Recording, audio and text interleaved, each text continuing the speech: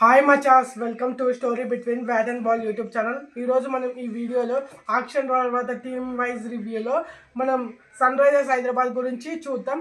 First మన squad ఎలా ఉందో చూద్దాం. Batsmen Travis Head, Abhishek Sharma, Aniket Varma, Smaran Ravichandran, క్రేన్స్ పులిహెత్రా. Wicket keepers Henry Klaasen, Ishan Kishan, Salil Arora.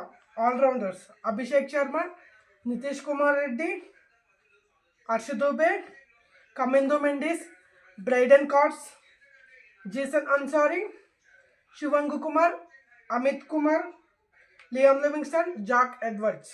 Bowlers Harshal Patel, Pat Cummins captain, Jaydev Unadkat, Eshan Malinga, Omkar Tarmale, Prafull Hinge, Shivam మావి. వీళ్ళ 25 ప్లేయర్స్ ఉన్నారు వీళ్ళ స్క్వాడ్లో.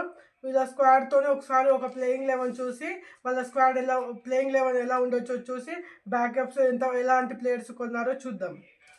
ఓపెనర్స్గా అభిషేక్ శర్మ మరియు ట్రావిస్ హెడ్. డిస్ట్రక్టివ్ ఓపెనింగ్ పేర్. వీళ్ళు పవర్ ప్లే ఎంత విధ్వంసం చేయగలరో మనం ప్రీవియస్ సీజన్లో చూసాము. నెంబర్ 3లో Ishan Kishan, left hander. Number 4లో ఈ సీజన్లో హెన్రీ క్లాసెన్ ఆడే అవకాశం ఉంది, ఎందుకంటే లియామ్ లివింగ్స్టన్ ప్లేయింగ్ 11లో ఉంటాడు కాబట్టి.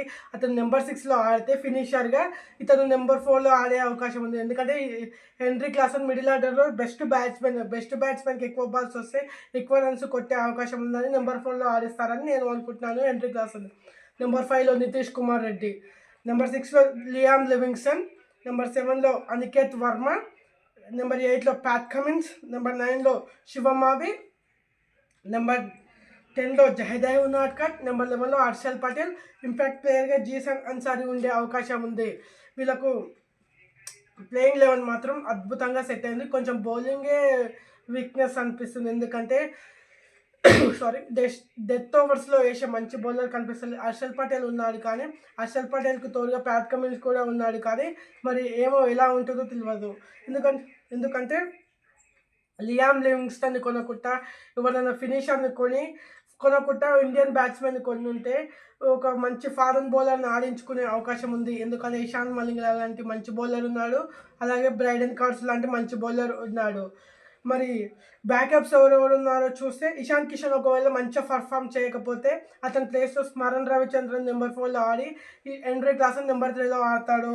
అలాగే backups players like Ishan Malinga, foreign bowlers Ishan Malinga, అలాగే బ్రైడెన్ కార్డ్స్ ఉన్నారు ప్యాట్ కమిన్స్కి బ్యాకప్గా. అలాగే ఓంకార్ తార్మలే, అలాగే ఫర్ఫుల్ హింగే లాంటి డొమెస్టిక్ ప్లేయర్స్ కూడా ఉన్నారు. అలాగే జీసన్ అన్సారీ మంచి బౌలరే. అలాగే జాక్ ఎడ్వర్డ్స్ లియామ్ లివింగ్స్టన్కి బ్యాకప్గా ఉంటాడు. ఈజ్ బ్యాటింగ్ ఆల్రౌండర్ లాగా కనిపిస్తున్నాడు. మరి ఎలా పర్ఫామ్ చేస్తారో ఇండియన్ కండిషన్లో చూడాలి. అలాగే సలీల్ అరోరా ఈజ్ పంజాబ్ ప్లేయర్. 55 బాల్స్లో 120 కొట్టాడు లేటెస్ట్గా స్మాట్లో. మరి ఇతనికి ఛాన్సెస్ ఎలా పర్ఫామ్ చేస్తారో చూడాలి. మోస్ట్లీ ఇతను బ్యాకప్గానే ఉంటాడని నాకు అనిపిస్తుంది.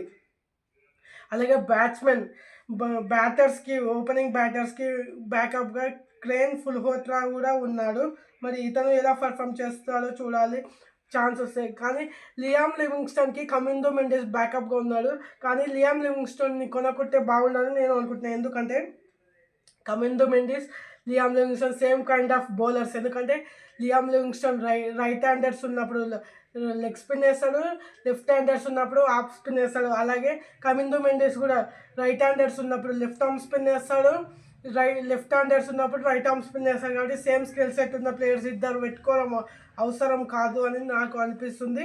మరి మీరు ఎస్ఆర్హెచ్ బ్యాటింగ్ మంచిగా ఆడితే 300 కొడుతుందా లేదా, మీరు ఏమనుకుంటున్నారో కామెంట్ చేయండి. అలాగే మన ఛానల్ని సబ్స్క్రైబ్ చేయండి.